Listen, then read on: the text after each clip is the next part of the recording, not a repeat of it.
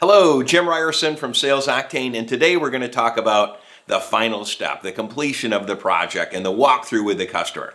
This is a key step in the process, how you close out the project, because it's basically your last impression. And while many of the details depend on your company policy, we are going to assume today for this video that you, the installation and service professional, you are accountable for closing out the project with the customer. Now, if your company policy is to have a salesperson or a manager from your company complete the final walkthrough, then make sure that you, the service and installation professional, have a process in place to review with them all of the details of the project, all of the challenges you encountered along the way, and any open issues. Leave nothing to chance. Now, when you are doing it, prior to that final walkthrough with the customer, you should do a preliminary walkthrough just to make sure everything looks great.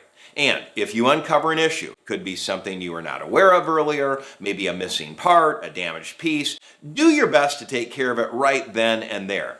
If that's not possible, make sure you write it down, and here's the key. Bring it up proactively with the client during the walkthrough along with your plan for resolution.